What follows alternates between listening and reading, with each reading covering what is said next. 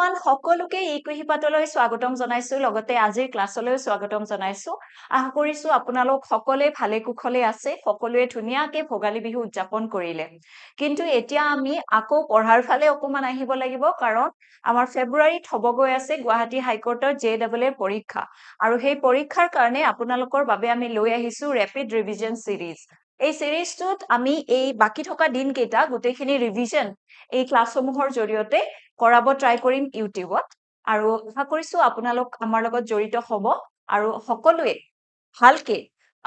একদম মন পুতি নিজৰ ৰিভিজন বিলাক কৰিব ওকে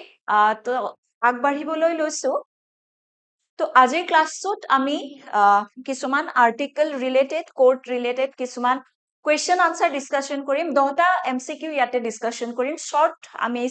সেশন বিলাক ক্লাস বিলাক আমি short ৰাখিব গৈ আছো so that আপোনালোকে জলদি জলদি ৰিভাইজ বিলাক কৰিব পাৰে ওকে সো প্ৰথম কোৱেশ্চনটোলে আগবাঢ়িছো প্ৰথম কোৱেশ্চনটো ইয়াতে দিয়া আছে which article of the constitution empowers the high court to issue writs for enforcement of fundamental rights okay fundamental rights and for any other purpose ইয়াতে কি কৈছে যে সংবিধানৰ কোনটো আৰ্টিকেলত হাই কোৰ্টক পাৱাৰ দিয়া হৈছে কি ইস্যু কৰিবলৈ ৰিটস ইস্যু কৰিব ৰিটস কিয় ইস্যু কৰা হয় ৰিটস বুলি ক'লে আমি কি বুলি কওঁ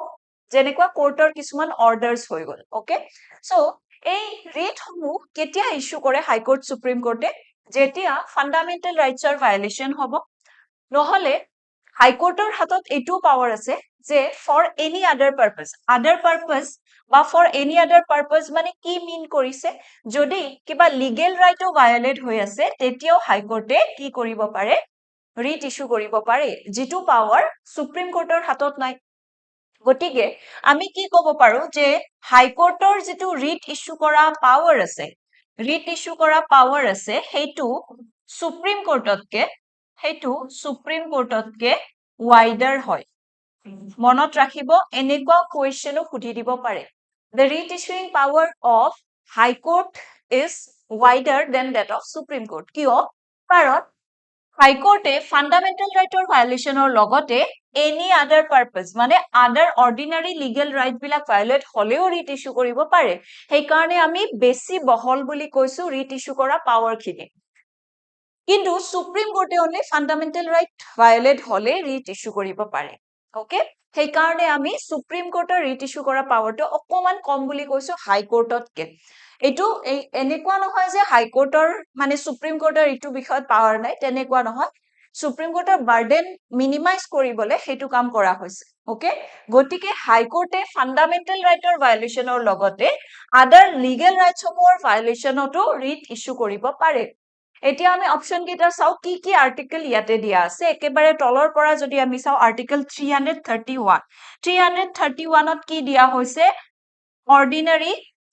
original jurisdiction of supreme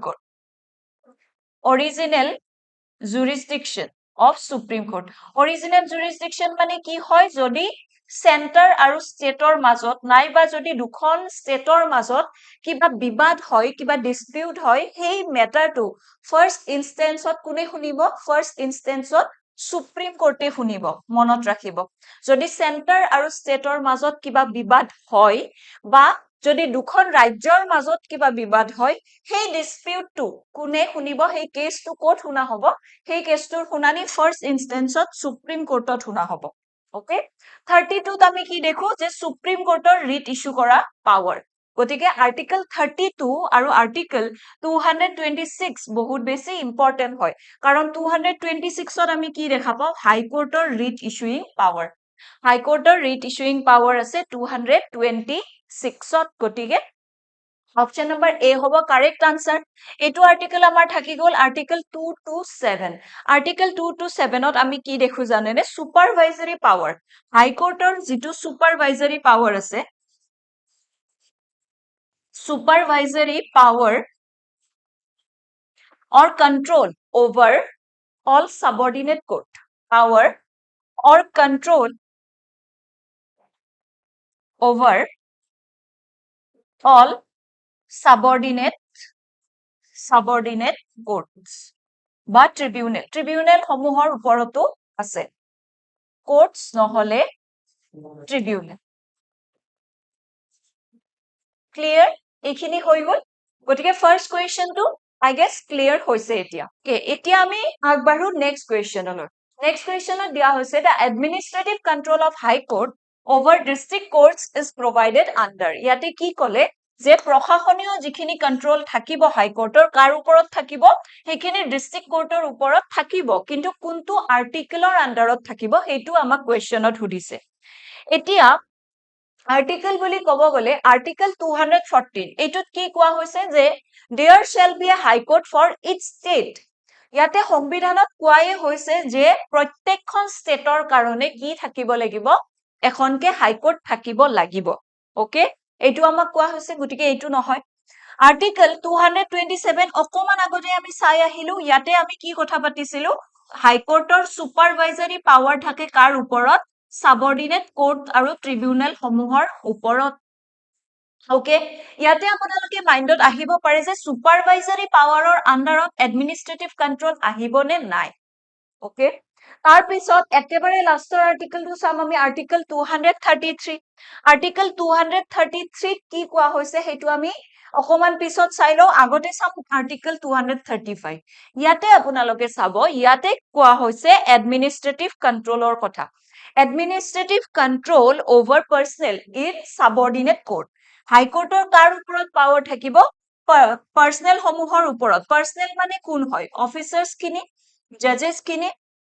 গতিকে পাৰ্চনেল সমূহৰ ওপৰত এডমিনিষ্ট্ৰেটিভ কণ্ট্ৰল থাকিব পাৰ্চনেল কোৰ পাৰ্চনেল সাবঅৰ্ডিনেট কোৰ্ট সমূহৰ কাৰেক্ট কাৰণ আমি ইয়াতে কাক দেখিছো ডিস্ট্ৰিক্ট কোৰ্ট সাবঅৰ্ডিনেট কোৰ্ট সমূহৰ পাৰ্চনেল সমূহৰ ওপৰত কি থাকিব হাইকোৰ্টৰ কণ্ট্ৰল থাকিব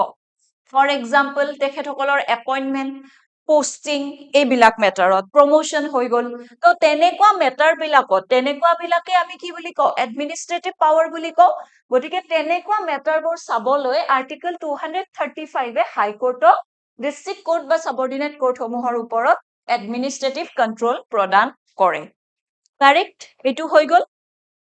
গতিকে ইয়াতে আমি দেখা পাইছো আৰ্টিকেল 227 আৰু 235 both are complementary both are playing complementary role okay কাৰণ এটাই আমাক কি দেখাইছে এটাই আমাক কোৰ্টৰ ফাংশনিং খিনি ঠিকমতে হৈছে নে নাই কোৰ্টৰ ফাংশনিং খিনি মানে কোন কোৰ্টৰ সাবঅৰ্ডিনেট কোৰ্টৰ ডিস্ট্ৰিক্ট কোৰ্ট সমূহৰ ফাংশনিং খিনি ঠিকমতে হৈ আছে নে নাই জুৰিসডিকশন ঠিকমতে এক্সাৰসাইজ কৰি আছে নে নাই সেইবিলাক চোৱা চিতা কৰিব সেইবিলাক সুপাৰভাইজ কৰিব হাইকোৰ্ট এখনে সাবঅৰ্ডিনেট কোৰ্ট সমূহৰ ওপৰত হেতু কৰিব 227 ৰ আণ্ডাৰত কিন্তু 235 ৰ আণ্ডাৰত যিখিনি এডমিনিষ্ট্ৰেচন আছে কোৰ্টতো মানুহ থাকিব হয়নে নাই জাজেছ সমূহ থাকিব অফিচাৰ সমূহ থাকিব সেইখিনিক মেনেজ কৰা উইদিন দ্য কোৰ্ট হেতু কাম হব হাইকোৰ্টেই কৰিব আৰু হেতু আৰ্টিকেল 235 ৰ আণ্ডাৰত কৰিব পাৰিব আৰ্টিকেল 233 কি কোৱা হৈছে যে যিমানখিনি এপইন্টমেন্ট হব হেতু কোনে কৰিব জানেনে গভৰ্ণৰে ইয়াতে আৰ্টিকেল 233 ইয়াতে দেখা পাইছে ইয়াতে ক্লিয়াৰলি মেনশন কৰা আছে যে এপইন্টমেন্ট অফ ডিস্ট্ৰিক্ট জাজেছ ডিস্ট্ৰিক্টৰ জাজ সমূহৰ এপইন্টমেন্ট পোষ্টিং প্ৰমোশন কোনে কৰিব appointments of person to be and the posting promotion of district জাজ একদম মন কৰিব পোষ্টিং প্ৰমোশন ডিস্ট্ৰিক্ট জাজৰ in any state shall be made by whom governor of the state okay কোনে কৰিব গভৰ্ণৰ অফ দ্য ষ্টেট ইয়াতে একেবাৰে আপোনালোকে কনফিউজ নহব আমি কথা পাতি আছো ডিস্ট্ৰিক্ট জাজ সমূহৰ কথা পাতি আছো ডিস্ট্ৰিক্ট জাজ সমূহৰ এপইন্টমেন্টৰ কথা পাতি আছো কাৰণ আমি জানো হাইকোৰ্টৰ জাজৰ এপইন্টমেন্ট কিন্তু প্ৰেসিডেন্টে কৰে গতিকে ডিস্ট্ৰিক্ট জাজ সমূহৰ এপইন্টমেন্ট কোনে কৰিব পোষ্টিং প্ৰমোশন এইবিলাক কোনে কৰিব সকলোবোৰ কাম কৰিব ষ্টেটৰ ৰাজ্যখনৰ ৰাজ্যপালে কৰিব কিন্তু ইয়াতে মনত ৰাখিব in consultation with the high court exercising jurisdiction to such state মানে হাইকোৰ্টৰ চিফ জাস্টিসৰ লগতে হাইকোৰ্টৰ কলেজিয়ামৰ প্ৰপাৰ কনসালটেশন কৰিব লাগিব তাৰ পিছত এপইন্টমেন্ট বোৰ হ'ব কিন্তু এপইন্টমেন্ট কৰিব গভৰ্ণৰে কাৰেক্ট ওকে তাৰ পিছত নেক্সট কুৱেশ্যনটো আমি চাম জাজেছ of the Guwahati high court are appointed by ইয়াতে আহিলে নেক্সট কুৱেশ্যনটো ইয়াতে সুধি দিলে যে জাজেছ of the Guwahati high court are appointed by ইয়াতে আমি কি কথা পাতিছো অনলি গুৱাহাটী হাইকোৰ্ট বুলি ক'লে আপোনালোকে কনফিউজ হ'ব নালাগে কাৰণ যিমানবোৰ হাইকোৰ্ট আছে আমাৰ ইণ্ডিয়াত গোটেই হাইকোৰ্টৰ জাজৰ এপইণ্টমেণ্ট হয় আমাৰ ৰাষ্ট্ৰপতিৰ দ্বাৰা president of India correct next question The power to extend the jurisdiction of a high court to a union territory lies with ইয়াতে চাব মন কৰিব ইয়াতে কি কৈছে যে হাই কোৰ্টৰ যিখিনি jurisdiction আছে সেইটো যদি আমি এক্সটেন্ড কৰো সেইটো যদি আমি বঢ়াই দিও ওকে বঢ়াই দিও টু এ ইউনিয়ন টেৰিটৰি লৈকে যদি আমি বঢ়াব লাগে jurisdiction সেইটো কাৰ পাৱাৰ হয় বা কোনে পাৰিব governor president parliament supreme court ইয়াতে গভৰ্ণৰক আমি ডাইৰেক্ট কাটিব পাৰো গভৰ্ণৰে নোৱাৰিব কোৰ্টৰ jurisdiction এক্সিড কৰিবলৈ আৰু সেইটো কোনে পাৰিব জানেনে সেইটো পাৰিব পাৰ্লিয়ামেন্টে সেইটো পাৰিব পাৰ্লিয়ামেন্টে আৰ্টিকল 230 পাৰ্লিয়ামেন্টে আৰ্টিকল 230 ৰ আন্ডাৰত jurisdiction extend কৰিব পাৰিব ইউনিয়ন টেৰিটৰি লৈকে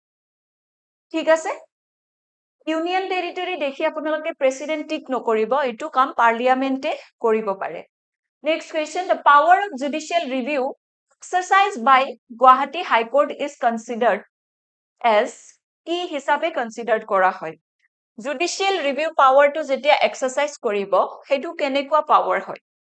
গুৱাহাটী হাইকোৰ্ট বুলি দি এগেইন কনফিউজ কৰিব ট্ৰাই কৰা হৈছে গুৱাহাটী হাইকোৰ্ট মানে প্ৰত্যেকখন হাইকোৰ্টৰে আমি ধৰিব পাৰো ঠিক আছে গতিকে যেটো জুডিশিয়েল ৰিভিউ জুডিশিয়াৰী যেটো ৰিভিউ কৰে কেছটো আকৌ এবাৰ মেটাৰটো আকৌ এবাৰ যেতিয়া চাই সেইটো পাৱাৰ যে এক্সাৰসাইজ কৰিব পাৰে সেইটো কেনেকুৱা ধৰণৰ পাৱাৰ ইজ ইট স্ট্যাটুটৰী মানে কি হয় আমাক কোনবা এক্ট এখনে দিছে নেকি এই পাৱাৰটো স্ট্যাটিউটে দিছে নেকি এই পাৱাৰটো এক্সিকিউটিভ গভৰ্নমেন্টে এই পাৱাৰটো দিছে নেকি নাইবা এটো এডভাইজাৰি হয় নেকি নাইবা কনস্টিটিউশনাল হয় নেকি yes it is a constitutional power হয় নে নাই সাংবিধানিক পাৱাৰ হয়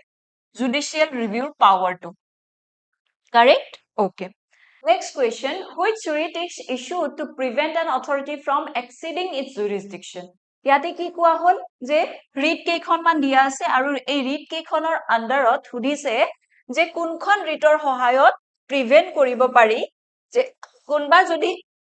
লোৱাৰ কোৰ্ট এখনে যদি নিজৰ অধিকাৰ ক্ষেত্ৰতকে বাহিৰত গৈ কামটো কৰি আছে তেতিয়া তাত ৰখাই দিব পাৰি প্ৰিভেন্ট কৰিব পাৰি সো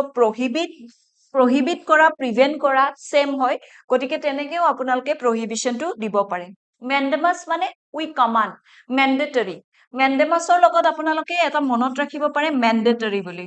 যে কামটো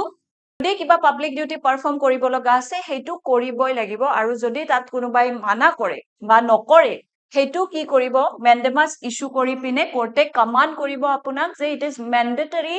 to do your public duty okay next certiorari to কি কৰিব পাৰে লোৱাৰ কোৰ্ট এখনৰ পৰা যদি লোৱাৰ কোৰ্ট এখনে নিজৰ jurisdictionৰ অধিকাৰ ক্ষেত্ৰৰ বাহিৰত গৈ কামটো কৰি আছে যদি অধিকাৰ ক্ষেত্ৰত আছে কামটো বাট কৰা নাই নহলে তাতে যদি কিবা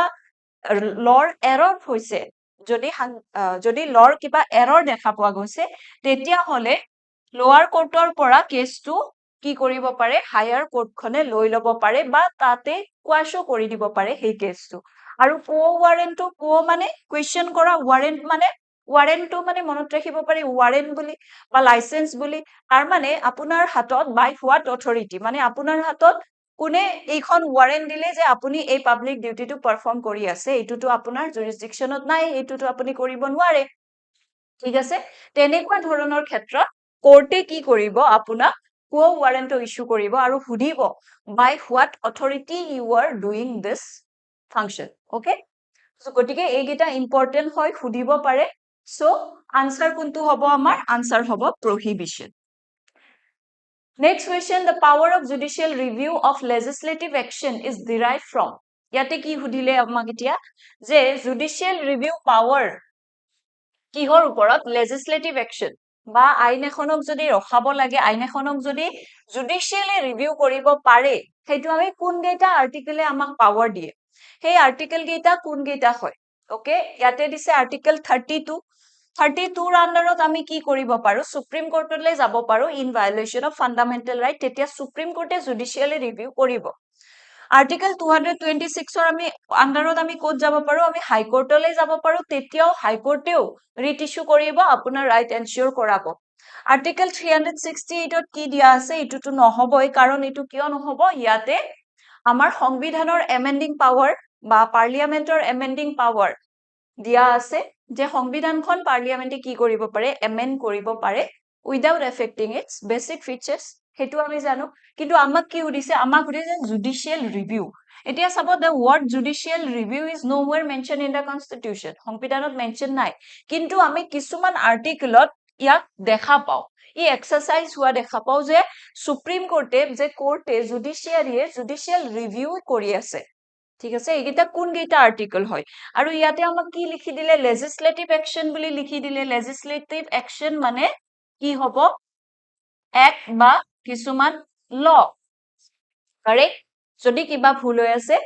সো জুডিশিয়াল ৰিভিউ কৰিব পাৰে under article 13 article 13 ত মনত আছে নে all laws in derogation with fundamental rights shall be declared null and void হেতু জুডিশিয়াৰি নিজৰ জুডিশিয়াল ৰিভিউ পাৱাৰ এক্সাৰসাইজ কৰিব পাৰে যে কোনবা এখন লয়ে যদি ফান্ডামেন্টাল ৰাইট ভায়োলেট কৰি আছে হেনেকুৱা এটা ল জুডিশিয়াৰি কি কৰিব পাৰে ইনভ্যালিড ডিক্লেয়াৰ কৰিব পাৰে আৰু 32 ৰ আন্ডাৰতো জুডিশিয়াল ৰিভিউ এক্সাৰসাইজ কৰিব 32 to 6 ৰ আন্ডাৰত হাইকোৰ্টে ৰিট ইস্যু কৰি জুডিশিয়াল ৰিভিউ এক্সাৰসাইজ কৰিব নেক্সট কোৱেশ্চনলৈ যাও এপিলস ফ্ৰম দা গুৱাহাটী হাইকোৰ্ট লাই ডাইৰেক্টলি টু যদি গুৱাহাটী হাইকোৰ্টৰ পৰা এপিলটো কৰিব লাগে আমি ক'ত কৰিব লাগিব অলৱেজ তাৰ ওপৰৰ কোৰ্টখন কোনখন হয় supreme court of India very simple correct প্ৰেসিডেন্টক নকৰো ল কমিশনক নকৰো গভৰ্ণৰক নকৰো হাইকোৰ্টৰ পৰা যদি এপিল যাব হেতু হাইকোৰ্টৰ ওপৰৰ কোৰ্টখনত যাব আৰু হেতু হ'ব supreme court of India next question the official language of Guwahati high court is Guwahati হাইকোৰ্টৰ অফিচিয়েল ল্যাঙ্গুয়েজ বুলি কিন্তু ইংলিশকে ধৰা হয় ওকে ইংলিশকে ধৰা হয় কিন্তু ইয়াতে আমি এটা কথা চাব লাগিব যে ইয়াতে গভৰ্ণমেন্টে আৰ্টিকল 348 ৰ আন্ডাৰত গভৰ্ণমেন্টে কৈছে যে কোনবা ষ্টেটে যদি বিচাৰে ইংলিশটো কি হ'ব সৰি ইয়াতে আৰ্টিকল 348 ৰ আন্ডাৰত কোৱা হৈছে যে constitution of India states that all proceeding in the supreme court and in every high court shall be in english language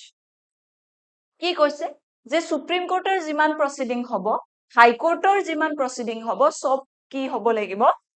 ইংৰাজী ভাষাত হ'ব লাগিব however article 348 clause 2 348 clause 2 কি কোৱা হৈছে constitution of india এটো clause 1 দেই constitution of india provides that governor of a state may with the previous consent of president authorize the use of hindi language or any other language used for any official purposes of the state in proceeding in the high court having its principal seat in the state yate ki koise jodi article 348 clause 2 ৰ আন্ডাৰত যদি ৰাজ্যখনৰ গভৰ্ণৰে বিচাৰে তেতিয়া হলে প্ৰেসিডেন্টৰ কনসেন্টৰ হৈতে কি কৰিব পাৰে Hindi language use কৰাৰ অথৰিটি দিব পাৰে নহলে বেলেগ এনেকুৱা কিবা ৰিজনাল ল্যাঙ্গুয়েজ ইউজ কৰাৰো অথৰিটি দিব পাৰে আৰু এটো কোনে পাৰে এটো পাৰিব গভৰ্ণৰক লাগিব প্ৰেসিডেন্টৰ প্ৰিভিয়াস কনসেন্ট ওকে কিন্তু এনে অফিচিয়েল ল্যাঙ্গুয়েজ আমাৰ কি হয় ইংলিশ হয় next question transfer of high court judges is done by president after consultation with ইয়াতে president অপশনত থাকিব নালাগে ইয়াতে ভুল হৈছে ইয়াতে লেটস আমি দি দিলো প্ৰাইম মিনিষ্টাৰ ঠিক আছে এতিয়া হাই কোৰ্টৰ জাজৰ যদি ট্ৰান্সফাৰ কৰা হয় এখন হাই কোৰ্টৰ পৰা আন এখন হাই কোৰ্টলৈ হেতু প্ৰেসিডেন্টে কৰিব কিন্তু প্ৰেসিডেন্টে কনসাল্ট কাক কৰিব প্ৰেসিডেন্টে কাৰ লগত আলোচনা কৰি সেই কামটো কৰিব প্ৰেসিডেন্টে আৰ্টিকল 222 ৰ আন্ডাৰত আৰ্টিকল 222 ৰ আন্ডাৰত কি কৰিব পাৰে ট্ৰান্সফাৰ কৰিব পাৰে আৰু প্ৰথম কনসাল্ট কৰিব লাগিব প্ৰেসিডেন্টে চিফ জাস্টিস অফ ইণ্ডিয়াৰ লগত ওকে চিফ জাস্টিস অফ ইণ্ডিয়াৰ লগত কিন্তু এটো মনত ৰাখিব যিখন মানে ট্ৰান্সফাৰৰ যেটো প্ৰসেস হয় সেই প্ৰসেসটো প্ৰথমতে সেই হাই কোৰ্টখনৰ কলেজিয়াম চিফ জাস্টিসৰ লগতে কলেজিয়ামত যিখিনি সিনিয়ৰ মোষ্ট জাজ থাকিব সেইখিনি ৰিকমেণ্ডেশ্যন দিব সুপ্ৰিম কোৰ্টৰ কলেজিয়ামক ঠিক আছে আৰু সুপ্ৰিম কোৰ্টৰ কলেজিয়াম কাৰ দ্বাৰা হেড কৰা হয় চিফ জাষ্টিছৰ দ্বাৰা হেড কৰা হয় গতিকে যিখন ট্ৰান্সফাৰ অৰ্ডাৰ আহিব তাক প্ৰেসিডেন্টেই দিব কিন্তু প্ৰেসিডেন্টে কনসাল্ট কৰিব সেইকাৰণে আনসাৰটো দিছো chief justice of India chief justice of India অকলে নাথাকে চিফ জাষ্টিছ অফ ইণ্ডিয়াৰ লগত কলেজিয়াম থাকিব আৰু সেই নামটো সেই ট্ৰান্সফাৰ অৰ্ডাৰটো ৰিকমেণ্ডেশ্যন আহিব হাইকোৰ্টখনৰ পৰা যিখন হাইকোৰ্টত জাজত ট্ৰান্সফাৰ হ'ব গৈ আছে ঠিক আছে গতিকে এইকেইটা কোৱেশ্চন আজি আমি ডিসকাস কৰিলো আপোনালোকক জনাব বিচাৰিছো যে আমাৰ এডিআৰই 3.0 ৰ কাৰণে অলৰেডি আমাৰ ক্ৰেশ কোৰ্স চলি আছে লগতে আমি এতিয়া স্টাৰ্ট কৰিব বিচাৰিছো ফাউণ্ডেশ্যন বেচ ঠিক আছে একেবাৰে ফাউণ্ডেশ্যন লেভেলৰ পৰা যদি কোনবাই প্ৰস্তুতি চলাম বুলি ভাবিছে তেতিয়া হলে আমাৰ বেচ নেক্সট উইকৰ পৰাই আমাৰ ক্লাसेस সমূহ স্টাৰ্ট হ'ব গৈ আছে অসমীয়া ইংৰাজী দুইটা মাধ্যমতে আপোনালোকে পাব ইয়াতে সকলোখিনি সুবিধা আপোনালোকে লাভ কৰিব লাইভ ৰেকৰ্ডেড ক্লাছৰ লগতে মক টেষ্টৰ লগতে প্ৰিভিয়াছ ইয়াৰ কোৱেশ্চন গোটেইখিনি ডাউট ক্লিয়াৰিং সেশন গোটেইখিনি ইয়াতে লাভ কৰিব আপোনালোকে যদি ইচ্ছুক হয় তলত দিয়া নাম্বাৰত আমাক নিশ্চয় কন্টেক্ট কৰিব নাপাহৰিব মই নাম্বাৰটো এবাৰ লিখি দিছো 6026816209 তাৰ পিছত প্ৰিলিমছৰ কাৰণে যদি আপোনালোকে এক্সটেন্সিভ কে পঢ়িব বিচাৰে ইন ডেপথত গৈ প্ৰিলিমছৰ কাৰণে প্ৰস্তুতি চলাব বিচাৰিছে তেতিয়া হলে আমাৰ প্ৰিলিমছ এক্সটেন্সিভ বেটছত আপোনালোকে এনৰোল হ'ব পাৰে য'ত GS1 অৰ্থাৎ পেপাৰ 1 খন যে থাকে পেপাৰ 1 ৰ গোটেইবোৰ সাবজেক্টে প্ৰিলিমছ পইণ্ট অফ ভিউ পৰা আপোনালোকে পঢ়িবলৈ সুযোগ পাব আৰু তাৰ কাৰণে আপোনালোকে তলত দিয়া নাম্বাৰত আমাক কন্টেক্ট কৰিব পাৰে ওকে আৰু যদি আপোনালোকে আমাৰ ওয়েবসাইট ভিজিট কৰে www.ekohipa.com আৰু তাত যদি যিকোনো কোৰ্সতে আপুনি এনৰোল হ'ব বিচাৰিছে এই কুপন কোডটো ইউজ কৰিলে আপোনালোকে সকলোবোৰ কোৰ্সতে 10% ডিসকাউন্ট লাভ কৰিব BN10 পেন10 বুলিও ক'ব পাৰে BN10 অফ ওকে গতিকে এইটো মোৰ কুপন কোড হয় এইটো যদি আপোনালোকে টাইপ কৰে আমাৰ কোৰ্স কিনিব মানে পাৰচেজ কৰিলে তেতিয়া হলে আপোনালোকে 10% অফ ইয়াতে লাভ কৰিব আজিলৈকে ইমানেই আছিলে আজিৰ ৰিভিজন ক্লাसेस খিনি ক্লাছটো গতিকে আশা কৰিছো আপোনালোকে এই ৰিভিজন সিৰিজ খিনিৰ পৰা যথেষ্টখিনি উপকৃত হ'ব আৰু আমাৰ লগত জড়িত হৈ থাকিব সকলোৱে ভালদৰে পঢ়ি থাকক আকৌ মই লগ পাম মোৰ নেক্সট ক্লাছত তেতিয়ালৈকে ধন্যবাদ